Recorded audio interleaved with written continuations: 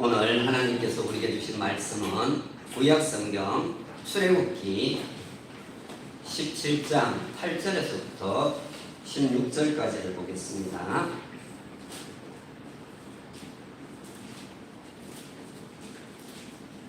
출애굽기 17장 8절에서부터 16절까지 말씀입니다.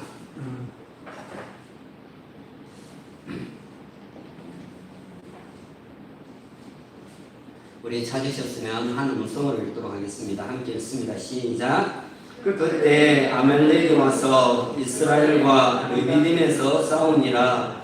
모세가 여호수아에게 이르되 우리를 위하여 사람들을 택하여 나가서 아말렉과 싸우라. 내일 내가 하나님의 지팡이를 손에 잡고 산 꼭대기에 서리라.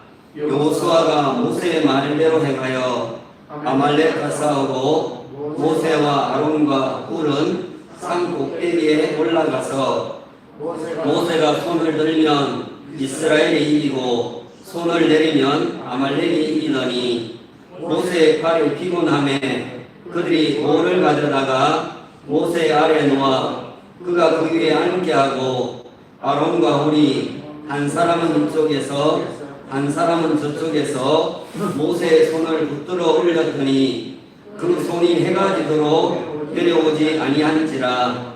여호수아가 칼날로 아말렉과 그 백성을 쳐서 무찌르니라. 여호와께서 모세에게 이르시되 이것을 책에 기록하여 기념하게 하고 여호수아의 귀에 외워 올리라. 내가 아말렉을 없이하여 선하에서 기억도 못하게 하리라. 모세가 제단을 쌓고 그 이름을 여호와 니시라 하고 이르되 여호와께서 맹세하시기를 여호와가 아말렉과 더불어 대대로 싸우리라 하셨다 하였더라. 아멘. 오늘 또 예배 자리에 나오신 한 분 한 분을 주님의 이름으로 사랑하고 환영하고 축복합니다. 오늘은 6.25가 일어난 지 71년째가 되는 날입니다. 그리고 오늘이 김상규 장로님께서 돌아가신 지 6주년 6월 20일이 되고요.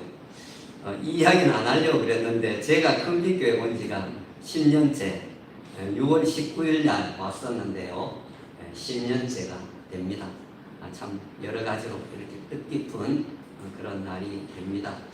6월의 주제는 평화를 주제로 해서 말씀을 나누고 있습니다. 특별히 이 나라의 평화에 대해서 초점을 맞추어서 말씀을 전하고 있습니다. 그런데 역설적이게도 오늘 설교 내용은 전쟁에 관한 것입니다. 하지만 되게 많은 경우 이 평화는 그냥 오지를 않는다라는 것입니다.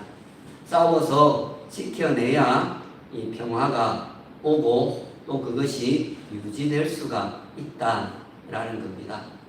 오늘 설교 제목을 이렇게 정했습니다. 그들은 이렇게 나라를 지켰다. 이렇게 제목을 정했습니다. 땅이 있어야 나라가 되는데 땅이 없는 지금 광야의 여정 속에 있지만 그래도 이해하기 쉽도록 하기 위해서 나라라는 그런 표현을 쓴 것을 이해하시고 들으면 좋겠습니다.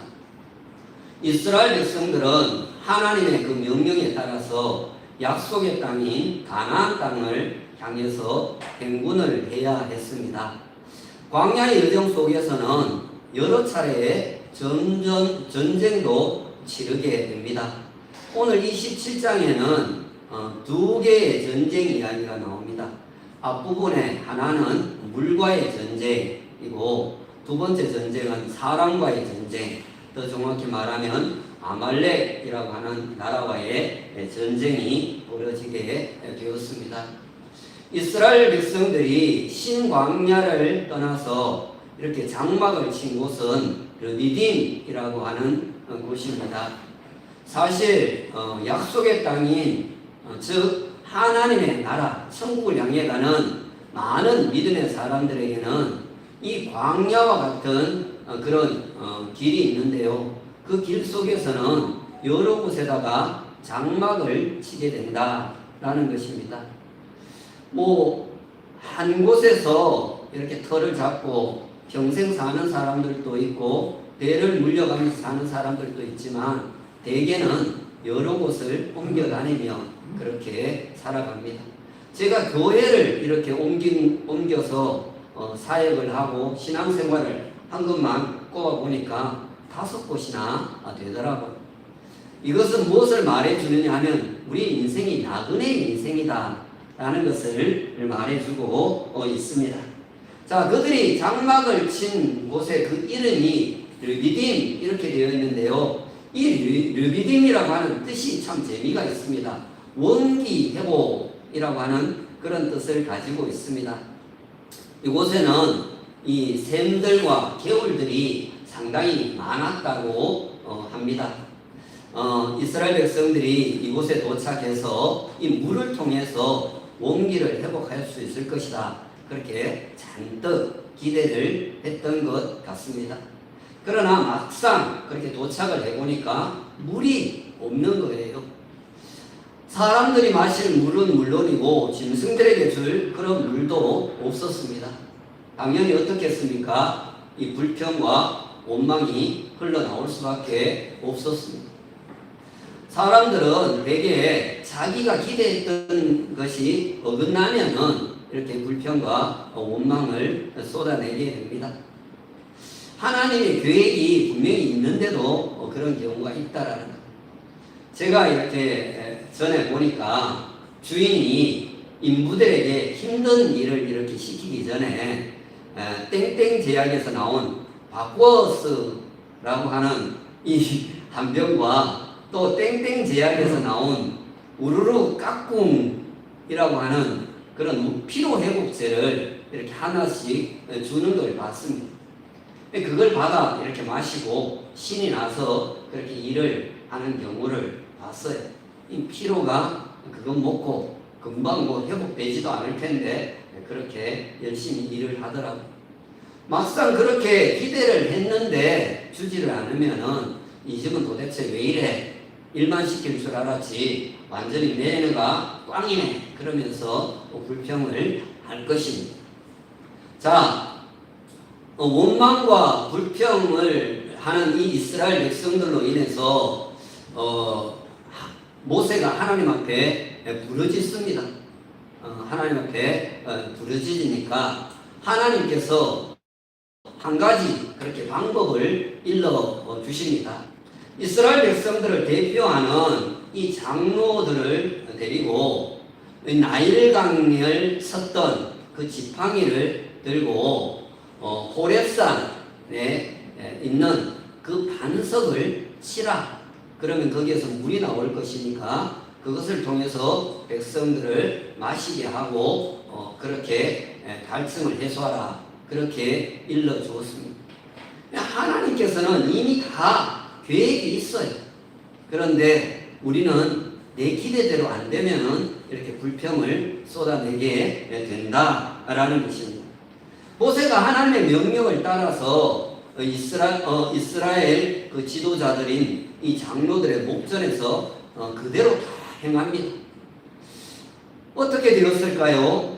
당연히 물이 나왔을 것이고 사람들과 또 짐승들이 다 마셨을 것입니다. 그런데 오늘 이 본문 앞부분에 그 내용을 보시면요, 거기에 그런 내용은 전혀 언급이 없어요.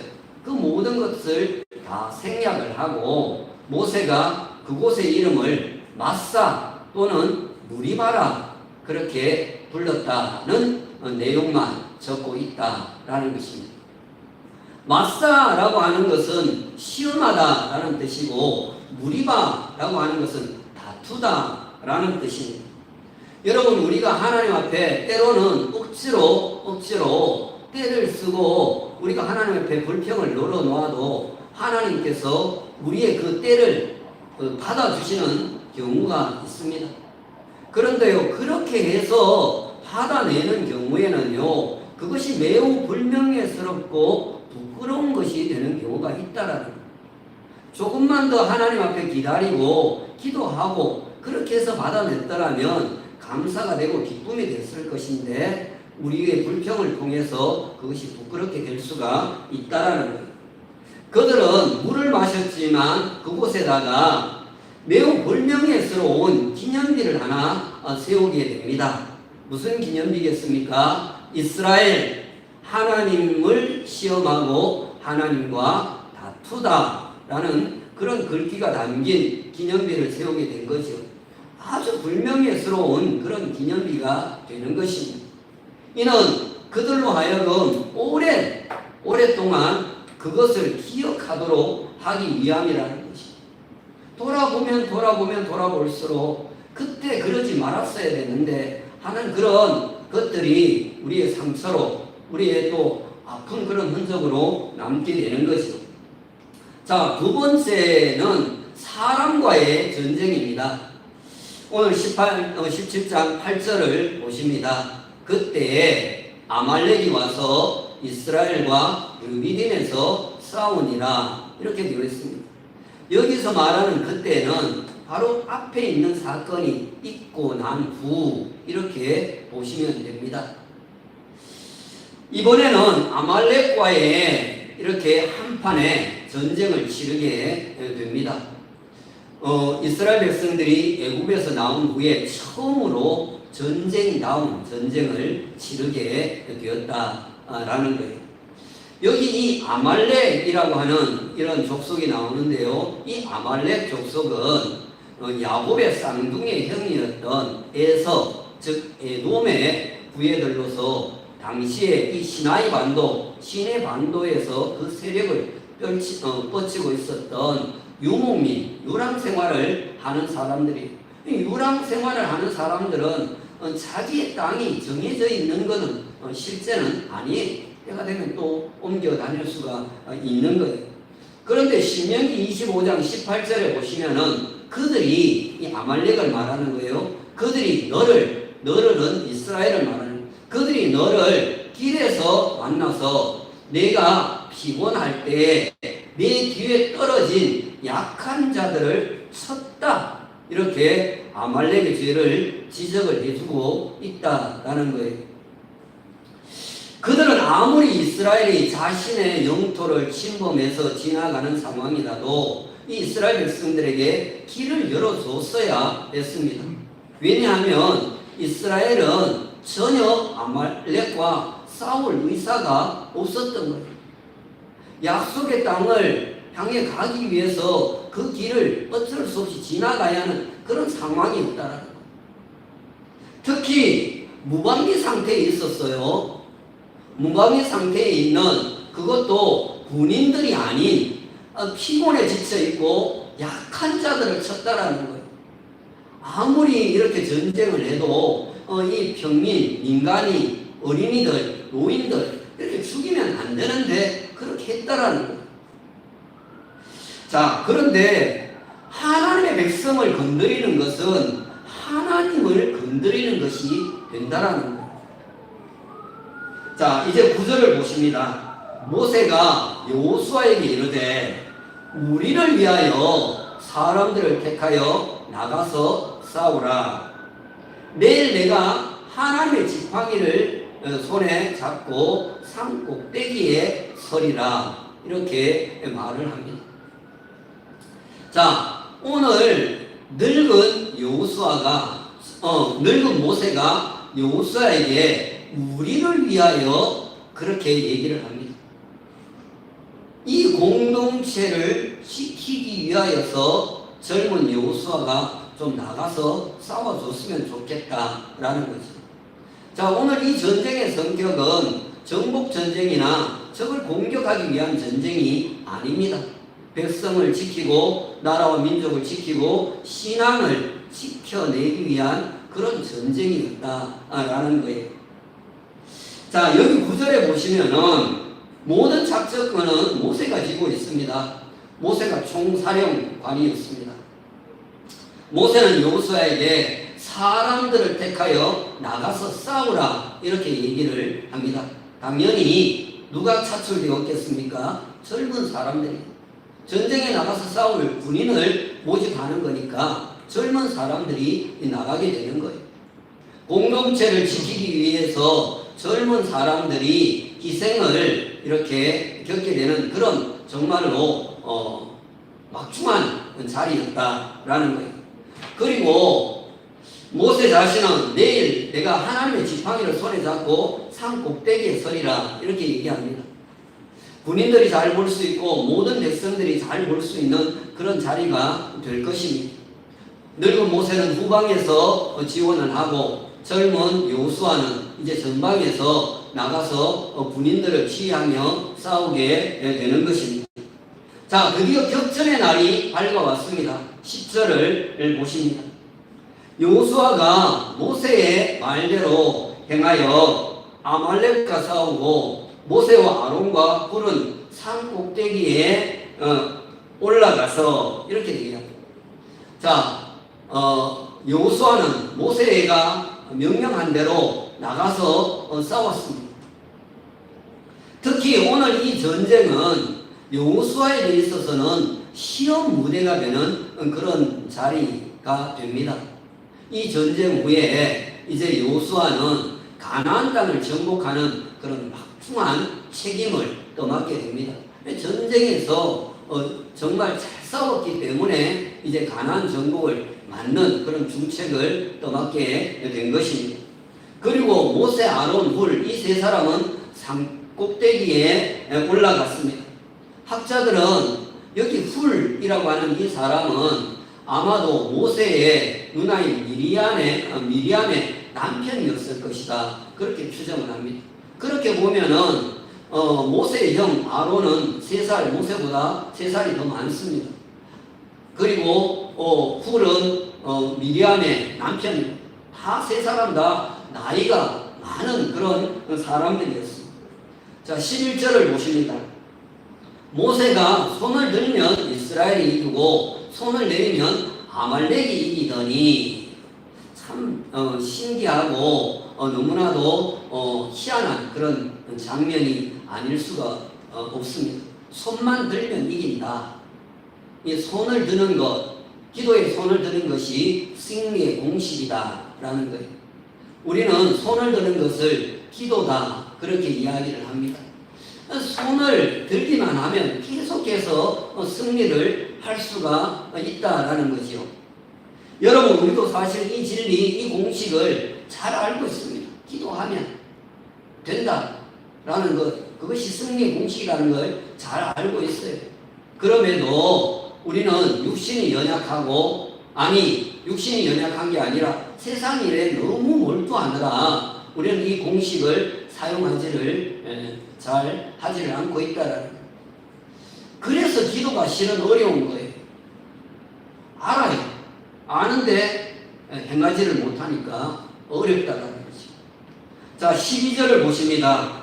모세의 팔이 피곤하매 그들이 돌을 가져다가 모세의 아래에 놓아 그가 그 위에 앉게 하고 아론과 훌이 한 사람은 이쪽에서 한 사람은 저쪽에서 모세의 손을 붙들어 올렸더니 그 손이 해가 지도록 내려오지 아니한지라 이렇게 말씀합니다. 들고 있던 모세의 양손이 이렇게 피곤해졌다라는 거예요. 여기 피곤하다라고 하는 이 히브리어는 카바드라고 하는 동사가 쓰였는데요. 명사로 하면은 카베드예요. 이 카베드라는 말은 영광, 무거움 이런 뜻이 있거든요. 여기에서 오늘 이 말씀은 카바드라고 하는 이 말은 무겁다, 뻣뻣하다 그런 뜻이 들어 있습니다. 나이가 들어서 아마도 더 무겁고 뻣뻣하게 느껴졌을 거예요. 여러분, 모세가 얼마나 안타까웠을까요? 어쩌면 하나님께서 세상을 보며 한국 교회를 보며 이 나라를 보며 우리 큰빛교회를 보며 그렇게 안타까워하는 것이 바로 이걸 거예요. 기도의 손을 들기만 하면 되는데 이 손이 지금 피곤한 상태, 무겁고 뻣뻣한 상태에 있다라는 얼마나 안타깝습니까? 자, 그래서 아론과 훌이 돌을 가져다가 모세를 그 위에 앉게 하고 두 사람이 양쪽에서 손을 이렇게 붙들어 올려주었습니다. 자, 자, 이제는 모세보다 양쪽에 있는 아론과 훌이 어쩌면은 더 힘들었을 수도 있습니다. 아마 아론과 훌 이 두 사람이 두 사람은 서서 모세를 앉혀놓고 들어줬을 가능성이 많기 때문에 그렇다라는 거예요. 만일 아침 일찍부터 하루 종일 전쟁을 해야 했다면 참으로 긴 시간이 되는 거지요. 그럼에도 그들은 오직 승리를 위해서 희생을 감수를 했습니다. 그러자 해가 지도록 그 모세의 손이 내려오지 않게 된 것입니다. 6.25 때 남한은 낙동강까지 그렇게 점령을 다 당하고 홍전 등화의 그 위기에 이렇게 놓이게 됩니다. 유엔군이 북한군을 공격을 하려고 하는데 너무나 악천후라 비행기가 뜰 수가 없는 것입니다. 지금처럼 6월이 아닙니까? 한창 그렇게 긴 장마가 이어지고 있는 그런 상황이었습니다. 그때 초대 대통령이었던 이승만 대통령이 그 위기의 순간에 하나님을 기억해냅니다. 그렇게 해서 피난을 내려와서 대구, 부산에 있는 모든 목회자들을 이렇게 다 초청을 하고 이 낙동강 전투의 승리를 위해서 기도해 줄 것을 요청을 합니다. 목사님들은 자신의 교회의 성도들에게 간절히 기도해 줄 것을 요청했고, 목사님들도 지하실에 모여서 정말로 간절히 하나님 앞에 기도를 드렸습니다. 그러자 그렇게 긴 장마 가운데서 화창한 날씨가 되어서 이렇게 유엔군 비행기가 뜨고 이렇게 북한군을 공격해서 승리를 거둘 수 있게 되었다라는 것입니다. 여러분, 기도는 하나님의 도움을 구하는 것입니다. 기도하면 놀라운 역사가 일어납니다.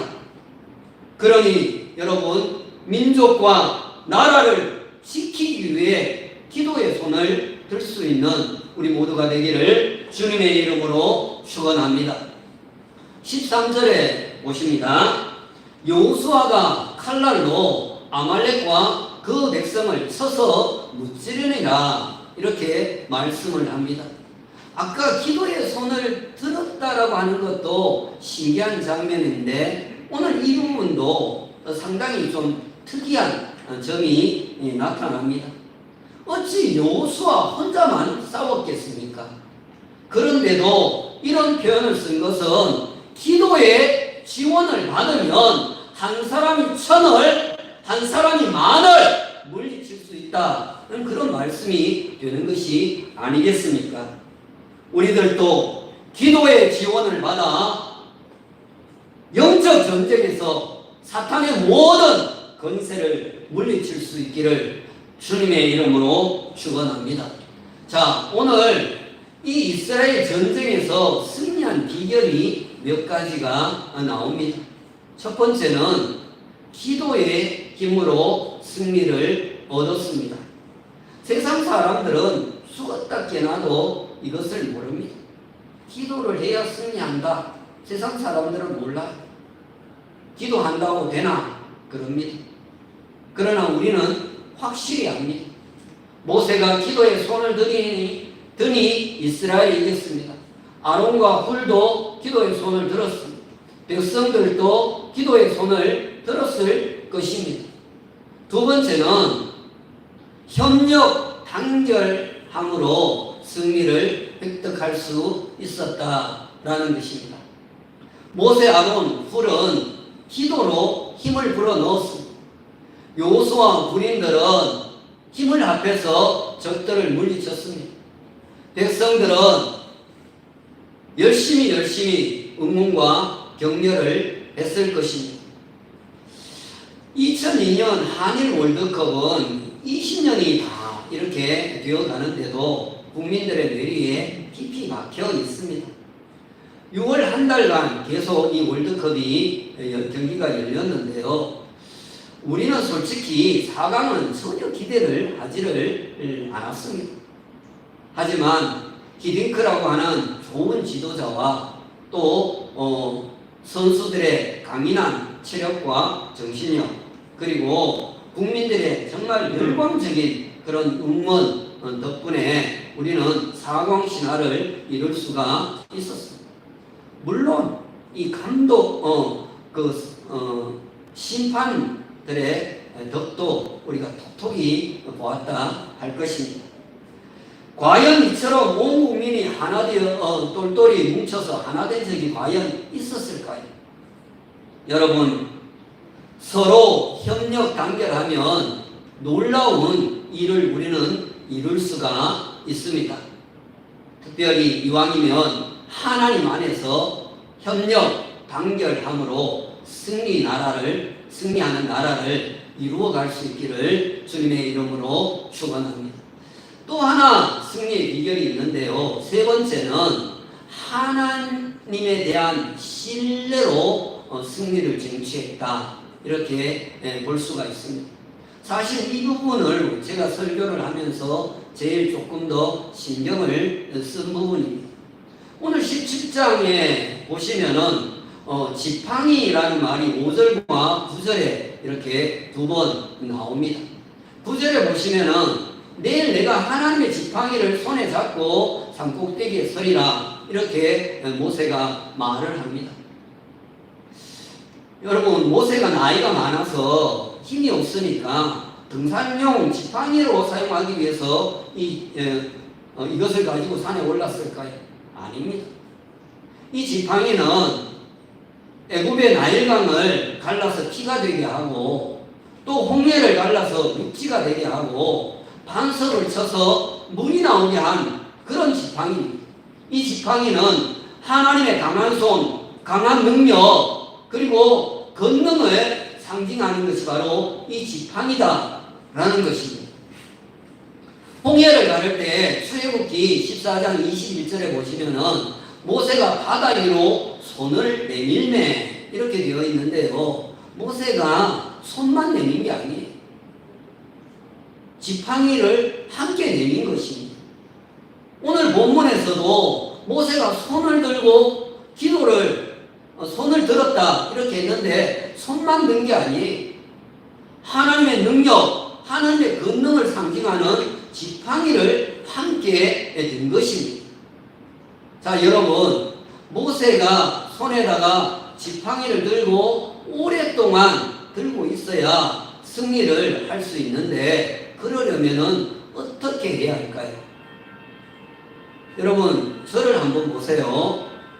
지팡이를 두 손으로 이렇게 잡고 오랫동안 버틸 수가 있을까요? 오른손에 지팡이를 들고 이렇게 있다가 또 피곤하면 왼손에 잡아서 이렇게 들고 이렇게 번갈아 가면서 교대로 해야 오랫동안 버틸 수 있지를 않겠습니까? 그래서 오늘 이 손을 뜻하는 히브리어를 야드라고 하는데요. 오늘 본문 11절에서 모세가 손을 들며라고 했을 때 이 손은 단수로 되어 있습니다. 이는 모세가 두 손을 함께 들지 않았다라는 것을 말해주는 거예요. 그리고 12절에 가서는 복수로 이렇게 되어 있는데요. 이것도 아론과 훌이 한 사람이 한 손씩 모세의 한 손을 그렇게 해서 세 개의 손이 이렇게 들러 올라갔다가 또 피곤하면은 다른 손을 잡아서 올리고 그렇게 했을 가능성이 크다라는 거예요. 왜냐하면 지팡이를 들고 있어야만 승리할 수 있기 때문에 그렇다는 것입니다. 자, 이렇게 볼 때 모세가 하나님 앞에 기도한 그 손이 중요한 게 아니고 이 하나님의 능력을 상징하는 이 지팡이가 중요하다는 거예요. 기도는 손을 안 들고도 할 수 있습니다. 그러나 지팡이는 반드시 들어야 하는 것입니다. 여러분, 지팡이에는 생명이 없습니다. 이 지팡이 자체에 어떤 신통한 능력이 있는 게 아니에요. 모세가 그것을 들고 그 배후에 하나님께서 붙들고 계시다고 믿을 때 거기에 능력이 나타난다라는 것입니다. 우리 모두 하나님의 능력을 손을 믿는 것이 승리의 비결임을 믿을 수 있기를 주님의 이름으로 축원합니다. 자, 이제 17장 15절과 16절을 보십니다. 모세가 제단을 쌓고 그 이름을 여호와 니시라 하고 이르되 여호와께서 맹세하시기를 여호와가 아말렉과 더불어 대대로 싸우리라 하셨다 하였더라. 이렇게 말합니다. 제가 성경을 이렇게 안 보고 하니까 아내가 자꾸 조사를 해요. 맞게 하나 안 하나. 그러면서 보고 하라 이렇게 얘기를 하는데 뭐 외울 수 있으면 외우고 그렇게 하는 거지. 또 실수를 하는 경우도 많이 있습니다. 자, 어쨌든 모세는 승리한 그곳에 제단을 쌓고 그 이름을 여호와 니시라고 했습니다. 지난주에 기드온이 상수리 나무 아래 제단을 쌓고 거기에 그 이름을 여호와 샬롬, 여호와의 평화, 평화의 하나님 여호와 이렇게 이름을 붙였다고 했어요. 오늘 또 제단을 쌓고 여호와 니시라고 이름을 붙였어요. 여호와 니시는 여호와는 나의 깃발이라는 뜻입니다. 전쟁에서 승리를 하면은 정상에다 깃발을 꽂습니다. 지금 그런 장면이 펼쳐지고 있는 거예요. 사실 모세가 산꼭대기에 올라가서 지팡이를 드는 그 순간에 이미 승리의 깃발을 꽂은 것입니다. 그런데 여기서 좀 또 특이한 점을 우리가 하나 발견을 할 수가 있습니다. 바로 여호와는 우리의 깃발이라고 하지 않고 나의 깃발이라고 한 점을 들 수가 있습니다. 마치 모세가 자신만을 위한 승리의 깃발처럼 해석되어질 수 있는 부분이 되기 때문에 그렇습니다. 그런데 여러분, 이것은요 하나님에 대한 신앙 고백인 거예요. 여러분, 신앙 고백은 각자가 하는 것입니다. 물론 하나님께서 이스라엘 백성들 전체 공동체를 위해서 승리를 안겨주셨지만 엄밀히 보면 한 사람 한 사람을 위한 승리가 된다는 것입니다. 여러분, 하나님은 우리 하나님이시지만 나의 하나님으로 고백되어지는 것이 훨씬 더 중요하다는 사실을 꼭 기억하기를 주님의 이름으로 축원합니다. 자, 앞에서 물과의 전쟁에서는 매우 불명예스러운 기념비를 하나 세웠다면 이제 오늘 본문에서는 매우 명예스러운 기념비를 또 하나 세우게 됩니다. 여러분, 늘 여호와는 나의 깃발이라고 하는 이 승리의 기념비를 날마다 세우고 살아가는 우리 큰빛교회 성도들이 되고 우리 대한민국 국민들이 되기를 주님의 이름으로 축복합니다. 자, 16절에 보시면은 여호와께서 대대로 싸우리라는 이 말씀은 이스라엘 백성들에게는 너무나도 위로가 되고 격려가 되고 또 그렇게 힘이 되는 말씀이 아닐 수가 없습니다.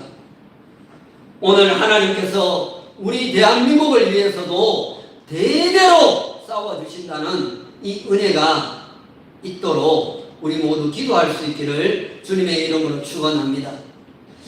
하나님의 승리의 깃발이 우리 대한민국 위에 계속해서 휘날리도록 기도의 힘을 모으고 대동 하나님의 능력 안에서 대동 단결할 수 있기를 바라고 하나님을 신뢰하는 그런 우리 모두가 되기를 예수님의 이름으로 축원합니다.